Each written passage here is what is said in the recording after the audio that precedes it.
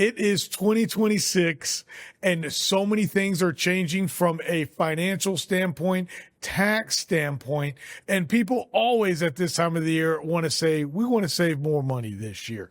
I talked to a financial strategist that knows exactly what's going on, the insides and outs, on this episode of The Crude Truth. In 1901, at Spindletop Hill near Beaumont, the future of Texas changed dramatically as, like a fountain of fortune, thousands of barrels of oil burst from the earth towards the sky. Soon, Detroit would be cranking out Model Ts by the millions, and America was on the move, thanks to the black gold being produced in Texas. Now, more than a century later, the vehicles are different, but nothing else has truly changed. Sure, there may be many other alternative energy sources like wind and solar and electric. But let's be honest, America depends on oil and entrepreneurs. And if the USA is truly going to be independent, it has to know the crude truth. This episode is brought to you by LFS Chemistry. We are committed to being good stewards of the environment. We are providing the tools so you can be too. NAPE Expo, where deals happen. Air Compressor Solutions. When everything is on the line, Air Compressor Solutions is the dependable choice to keep commercial business powered up. Sandstone Group. Exec Crew. Elevate your network, elevate your knowledge. Texas Star Alliance. Pecos Country Operating. Fueling our future. Well, good new year to all of you out there, and thank you as always for tuning in to another episode of The Crude Truth. As we hit 2026 hard and strong, we really are just so excited, and we just look at things and want to continue and get the year started off right.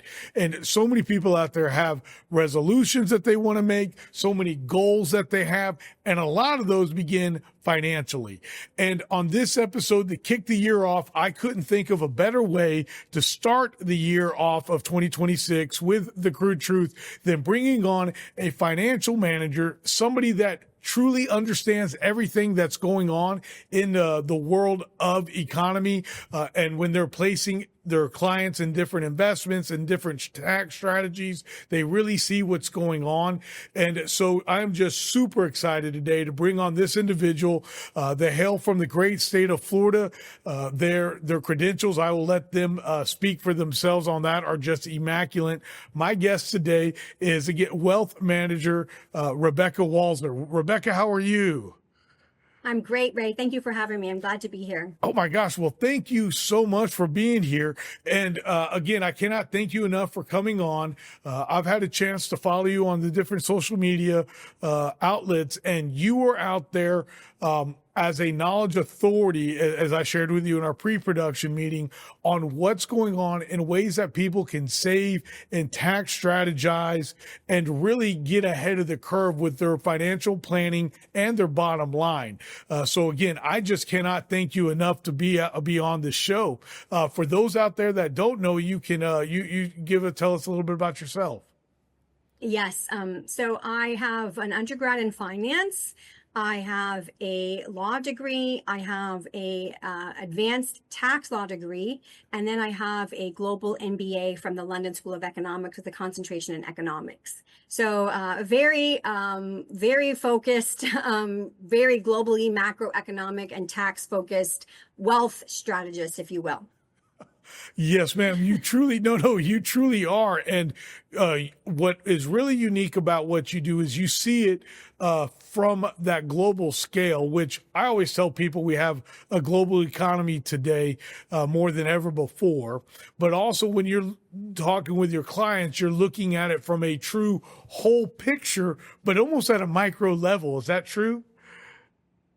Absolutely. I mean, I think that we obviously have high level barometers that we all follow, but individual planning and strategy obviously comes down to the individual situation and the micro. So you have to look at both. Well, I wanted to kind of, again, when I was talking to you in the pre-production meeting, it's like, we're in 2026 and we've just started. What are some things that right now you're looking out for in 2026? Maybe some things that you're excited about as far as the markets go, or some of these new tax bills or bills that are coming into law this year? Yeah.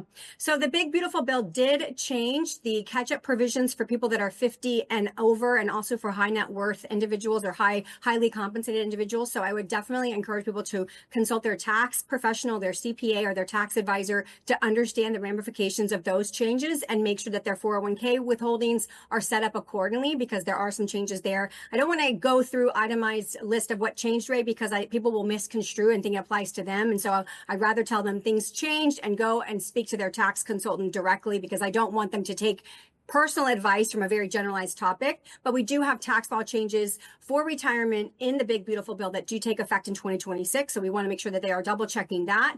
And then at a higher level, I would just really encourage people to start to shift their mentality. You know, the 401k really came into existence as a mistake for the general public. And what I mean by that is it was written in the Revenue Act of 1978. It was written specifically for highly compensated corporate executives, in addition to their golden parachute and their pensions.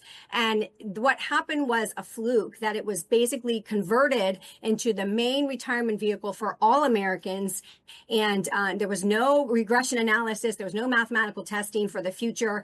And so we kind of just went into this blindly. And we're now seeing that there is a massive retirement wealth gap, a retirement wealth gap. What that means is the amount that we should have saved in retirement savings in order for people to continue their lifestyles, or very closely continue their lifestyles, versus what we actually have saved. And that is, you know, somewhere in the range of 18 to 25 trillion. And so we are vastly underfunded as a country for retirement. And we unfortunately now are on the final 5 years of retirement before, or years before, the baby boomers fully retire. So we're talking about 2026, 2027, 2028, 2029, and 2030. The last baby boomer, because the boomers were born between 46 and 64, the last boomer reaches what we call FRA, full retirement age, in 2030. And so this is the first generation of our country that was born after Social Security was signed into law in 1935, that fully worked contributing to Social Security,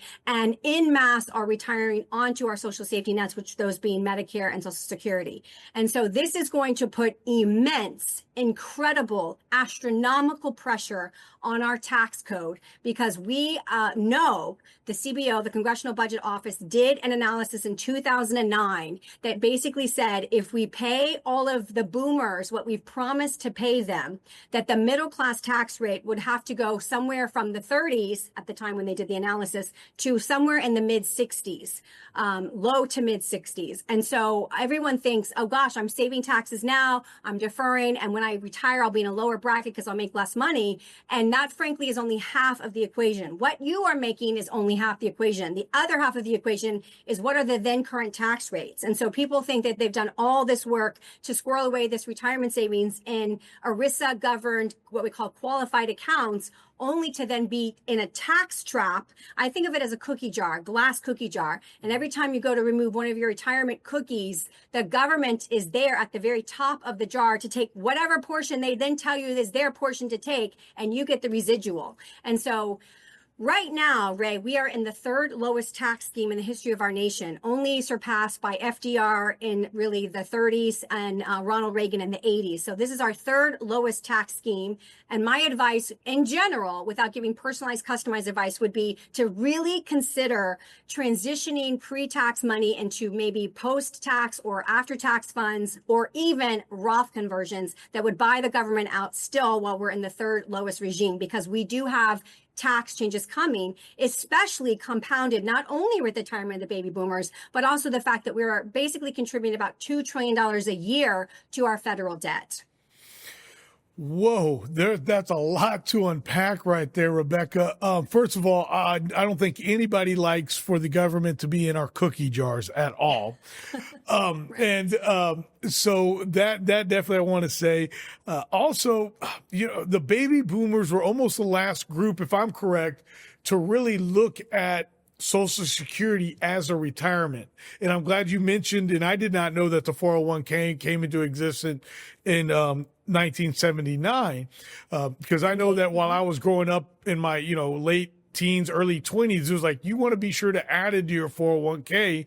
And even today, now that I'm in my 40s, I'm like, is a 401k really the way that I'm going to be able to retire here, God willing, in the next 20 to 30 years if I want to? But then also, the other thing I want to mention to you out of trying to unpack all that is just how these post-tax dollars, and really, if you can start there, can you explain to our viewers out there what exactly post-tax dollars are?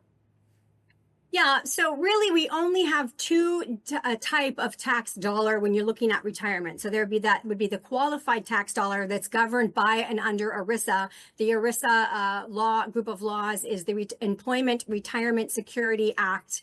The Employment Retirement Income Security Act of 1974. So that really then defined pre-tax wealth building. So basically, where you were earning money, you did not pay the tax as it was earned, but you deferred the account. You deferred into what we call a ERISA qualified account, the entire gross amount. So it's untaxed, what we call untaxed virgin dollars, has never been taxed. And the agreement is that you basically agree that when you retire and you take those funds out, you'll pay the tax then.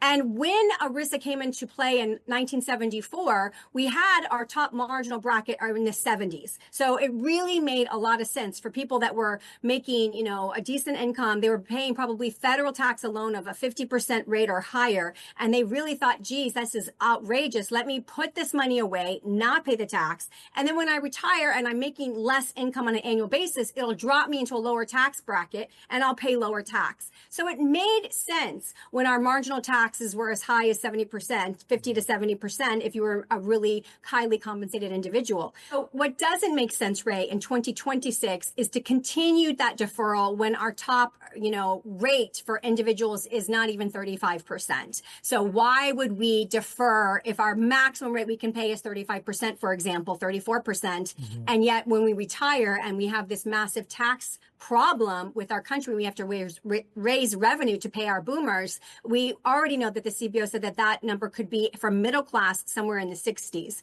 So now what makes more sense is to figure out how can we get as the most dollars possible into non-qualified after tax, because those types of dollars are taxed at a more favorable rate than the income tax. The income tax is the highest tax rate, except for the estate tax, that's higher. But barring the estate tax, the income tax is our highest tax rate. So why would we pay income tax dollars if we can get our dollars after tax? We pay the tax on them and then we get them into a non-qualified account. That would be a brokerage account. So that is subject to the capital gains scheme. Now, the capital gain tax scheme, basically we know that the top tax rate there is, as under current tax law, only 20%.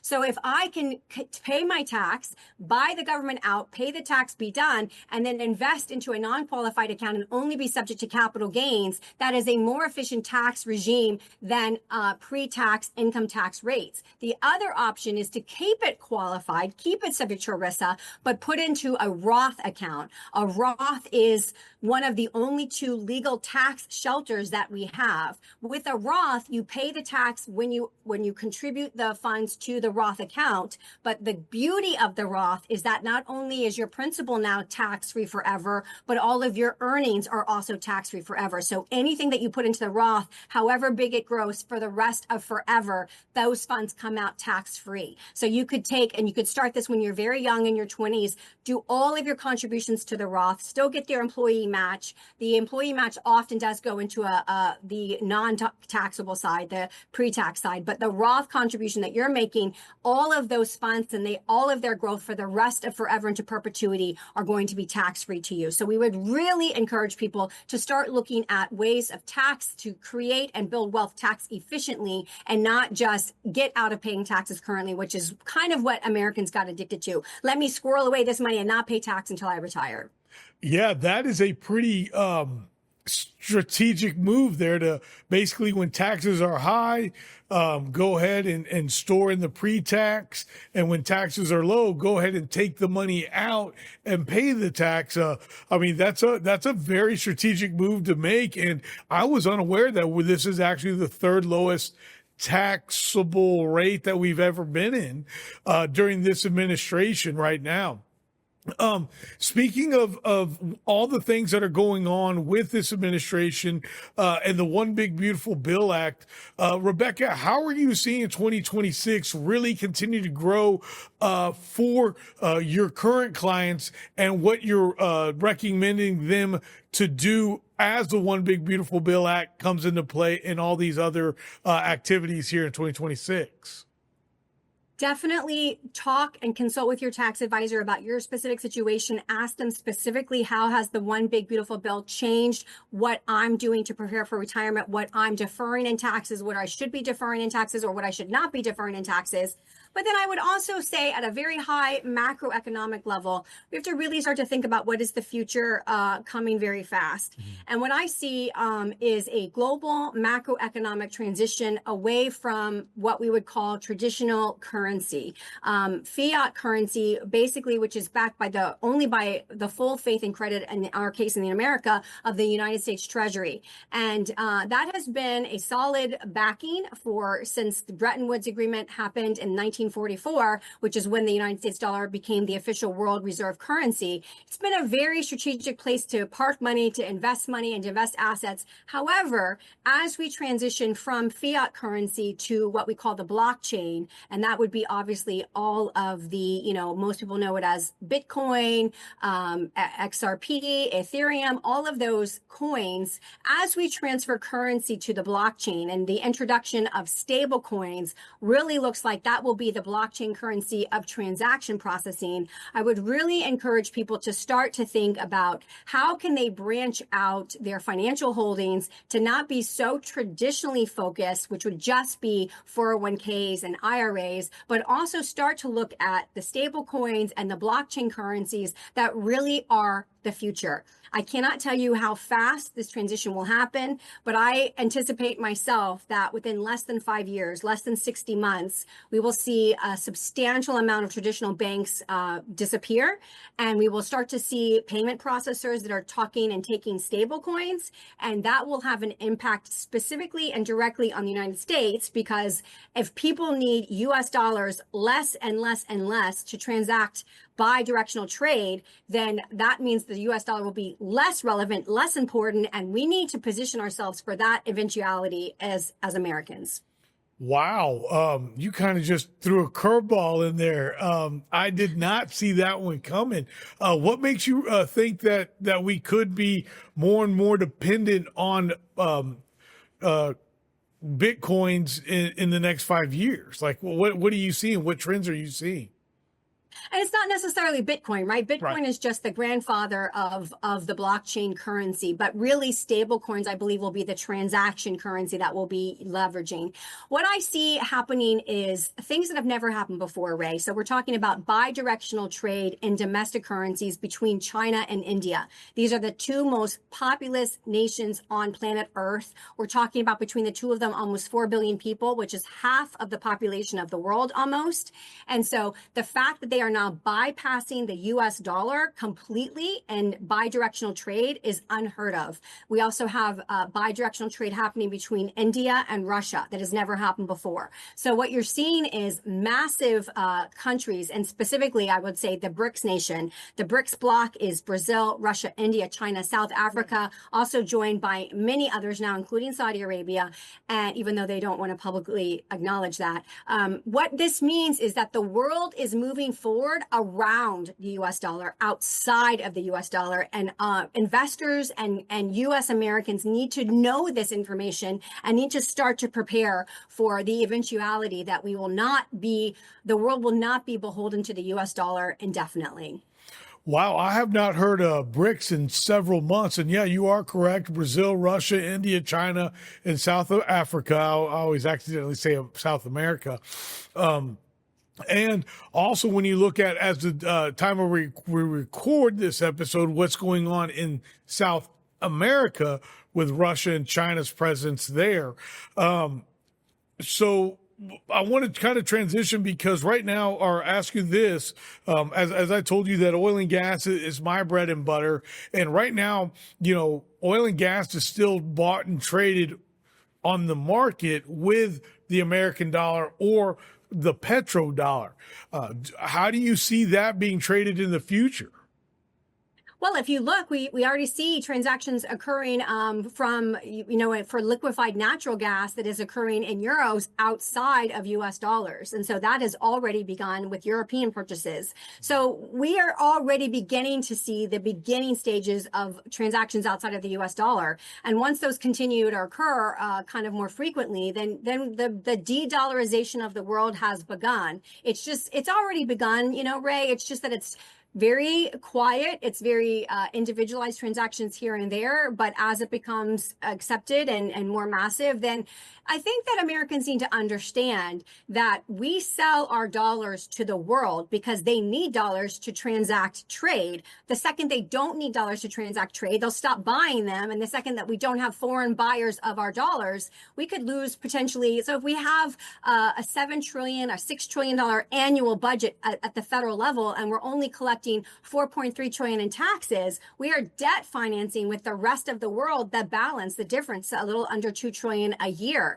And if the rest of the world, what we call ROW, doesn't need to buy those dollars, then who is going to be buying our dollars? And I think that, imagine you have this is the best example I can give you. Imagine you have two parents working in a household. So you've got mom and dad both working, and you're living this life, and you have this great lifestyle, and then mom or dad, one of them gets laid off unexpectedly. So you lose half or almost half of the income. That's kind of what would happen to the United States. We would lose overnight almost $2 trillion of our ability to fund our government. And so what does that look like? What do we replace $2 trillion with if we don't have those dollars being purchased by outside the rest of the world? And so that is what Americans need to start thinking about. If we cannot maintain the reserve status of the US dollar such that the rest of the world needs to buy our dollars, what does that look like? Putting the United States federal government on a massive budget and a massive cut.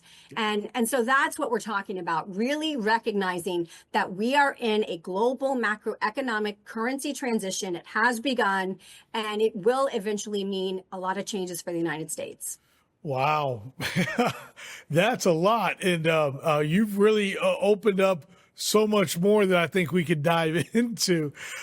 From a local level here in America, what are you seeing in 2026 to being a positive benefit for your clients to also continue to grow their portfolios in? So we definitely are looking for what we call the fourth industrial revolution. And we like to really focus on 4 sectors. Everyone says AI like it's this blanket thing, but we break that down further. So we're talking about artificial intelligence, but we're also talking about quantum computing and what quantum computing is doing with AI. So artificial intelligence, quantum computing, robotics, and the blockchain. Those are the 4 areas of technology that are really transforming the world as fast as you could not believe. I mean, if you saw some of the actual uses of technology and what things are possible to be done, you would understand that this is the change of everything. This will be the largest economic change, I believe, in the history of time that's ever happened before. It is that massive. It is that revelational. It will eventually lead to the end of, it could take 20 years, but it will happen. It's begun, and it will continue to only get to this point. But you will eventually see, Ray, the end sort of human productivity and contribution to GDP. And so that's where you start hearing about UBI, universal basic income, what we can do to give people a living if they're no longer working and contributing to gross domestic product. So that's really the transition that has started. So what we tell investors is, look, we have to be a participant in the fourth industrial revolution. We can't sit on the sidelines. If you kind of look back at the .com, you realize that monetization was very painful. And what I mean by that is we had these hyper evaluations. Pets.com was worth $1 billion before they could even check out a bag of dog food because e-commerce didn't exist yet. So obviously it went by the wayside. It was before its time. So we had negative returns in this S&P 500 in 2000, 2001, and 2002. 3 years in a row of negative returns had never happened before. It has never happened since. But the point I'm trying to make here is that monetization is always prickly. It's a rose that always has thorns. And so first of all, investors need to know a couple of things. Number one, I have to be a participant. I cannot afford to sit on the sidelines. If you sit on the sidelines, you're going to be left behind on your portfolio. But number two, you have to participate in a very risk tolerant and risk aware way. And what I mean by that is you have to understand that it is not going to be a straight up and to the right graph. It is going to be very volatile. There could be years where there's some losses, and you have to participate at the risk tolerance level that will allow you to stay the course no matter what. You cannot see negative returns and jump out and then be afraid, not jump back in and miss the boat. So you can't do that. But while we are a participant in the fourth industrial revolution, we also know that because we're in the middle of a global macroeconomic currency transition, we have to be tethered to real, true, hard assets. So beginning in 2020, when the world started stimulating economies to get through coronavirus, I knew that commodities would be a stalwart and a great place to also invest. So we have been very big gold bugs, silver bugs since 2020. And we foresee that that will continue to be a good risk strategy to balance and pair with the being on the frontier of AI and the fourth industrial revolution. Man, you are getting into detail on all some of the hard questions and some of these even harder investments moving into the future, from AI to digital currency, unscripted. And we didn't talk about this. I got to ask you, where do you see oil and gas going here in the future? Wow. So the good news and the bad news. The good news is that oil and gas are obviously the main way that we currently power the world. Right. And the great news is that we understand that the energy does not exist currently to power the AI that we need. In other words, what the data centers are using, what they're burning through is not going to be sustainable purely off of electricity. And I'm talking about coal-fired electricity. So we know that we have to have alternative sources of energy, and oil and gas have been a go-to, obviously, since they've been discovered, right? Right. However, that being said, so I do think that oil and gas has a long, long runway, but even as great as that is for them, it is not enough. It will still not be enough. So what I actually expect is for new energy sources to come online, energy sources that have kind of been quashed to some extent. And what I mean by that is, in the 1960s, they had technology where you could run your car on water by simply splicing the hydrogen and oxygen particles. So there will be new energy technologies that have to come to fruition if we're going to actually cash the checks that AI is currently writing for future valuations. And so I do think oil and gas is going to have a long, long runway, but in and of itself, it's not going to be sufficient to power what we need for energy. So there are going to be new technologies as well. I feel like you and I could go down a conspiracy rabbit hole a little bit, Rebecca. I don't know. Sure we could. Oh my gosh, that would be so much fun. What comes to mind is in the 1960s, a man supposedly created engine using water with like a 1940s Buick, and it ran for like 50 to 60 miles to the gallon. And he wound up dead, maybe on the side of the road in Nevada, possibly. Well, I'm very excited, obviously, to hear that about oil and gas. I did a speech or a briefing last week that just talked about how it's not about the need for oil and gas anymore. It's going to be there's always going to be that need for transportation. But when we're looking at the need for electricity, that it is so important, and that only oil and gas and all these other energy sources is going to be what makes up the difference, because we are headed towards an energy shortage. I don't know what it's like in Florida, but in Texas, our energy bills have gone up, I think, on average of 15% each year over the last 3 years. I mean, that's no joke. Yes. And if you can look at even like the cold winter that we had in Texas, 2 years ago, you can look at the fires and the rain floods that were in Texas. You can see that any disruption to our electrical grid is really where we are substantially deficient. So, under the Biden administration, when we had those hot air balloons transversing the country, I really feel like China might have been mapping our electrical grid more than anything, because, one massive disruption to our electrical grid. Unfortunately, the war game analysis shows that if our electrical grid was completely interrupted, and I'm talking about a complete and total disruption, so obviously this is massive. This would be the equivalent of nuclear war to the United States. Right. But the way our country runs today, if we had a full interruption of our electrical grid, they estimate through war games that 90% of our population would be deceased within 1 year, 12 months. And the reason for that is that we are hyper dependent on electricity. In other words, we don't have basements with storage with food for 2 years like we used to have. We literally go to the store 3 or 4 times a week to buy the groceries to make dinner that night, or we're calling Uber or DoorDash or somebody to deliver our food.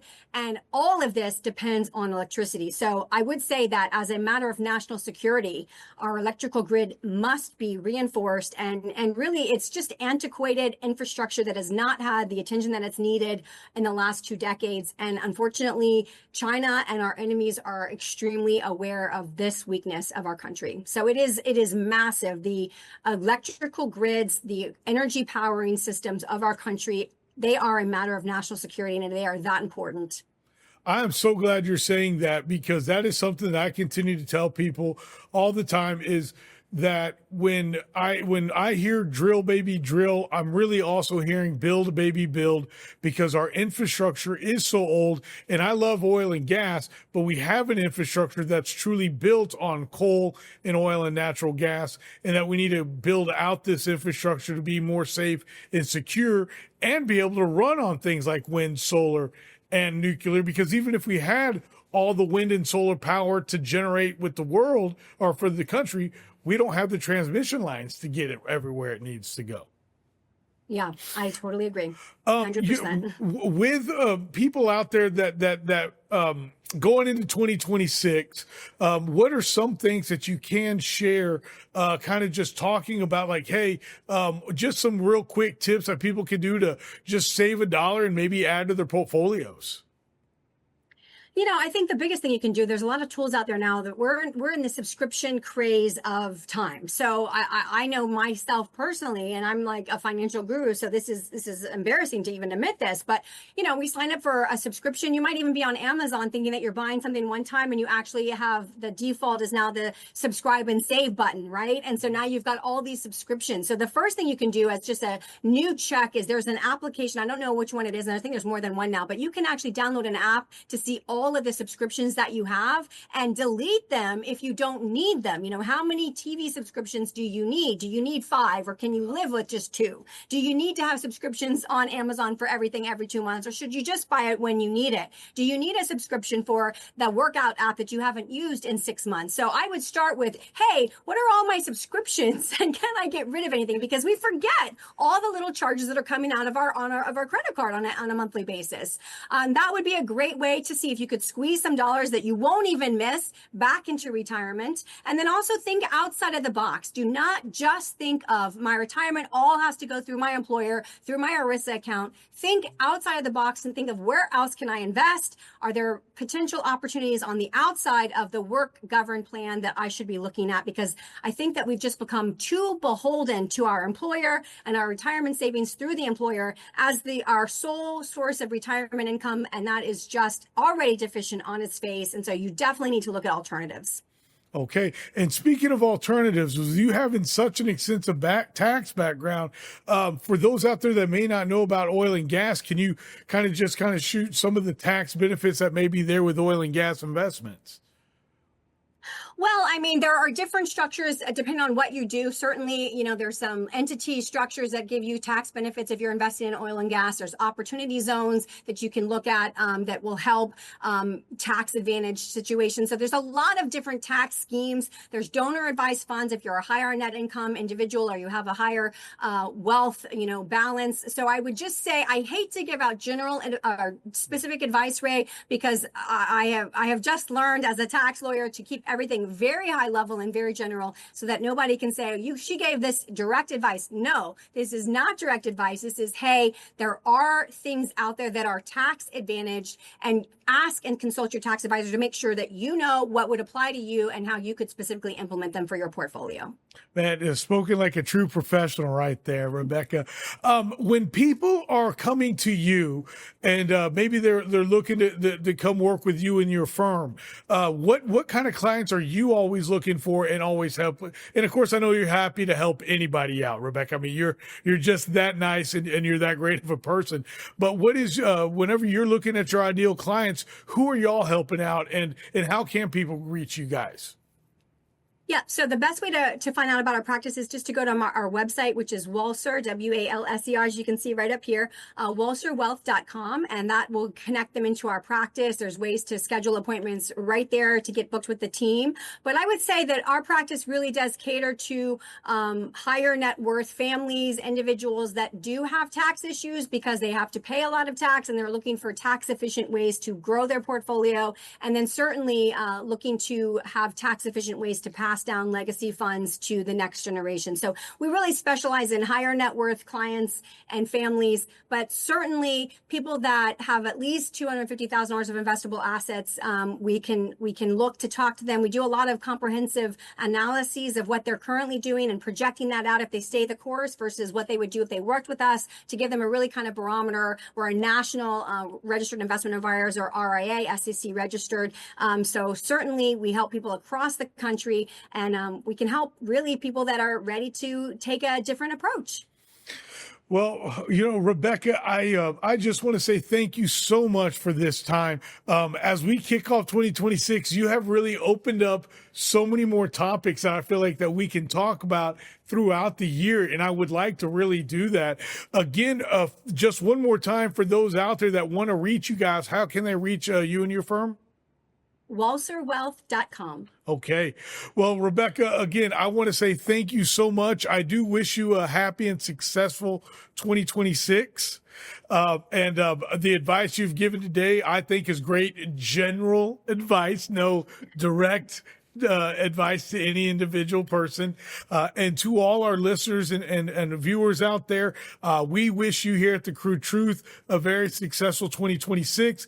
If you have questions for Rebecca, please don't hesitate to reach out to her and her team, or get with me, and I'd be more than happy to get you guys in contact with them.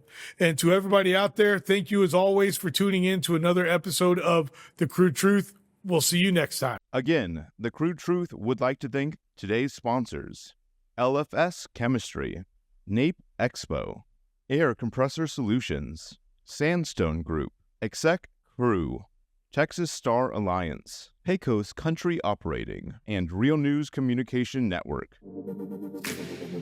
The easiest way to start your own podcast and TV show? Real News Communications Network. Stand out from your competition. Produce streams of high-quality social media content. Become a thought leader in your industry. With RNCN, you get to be the host. We handle everything else. Tour one of our 3 locations in Dallas, Fort Worth, and the Colony. Call 972-402-6333 or visit launchashow.com to find out more.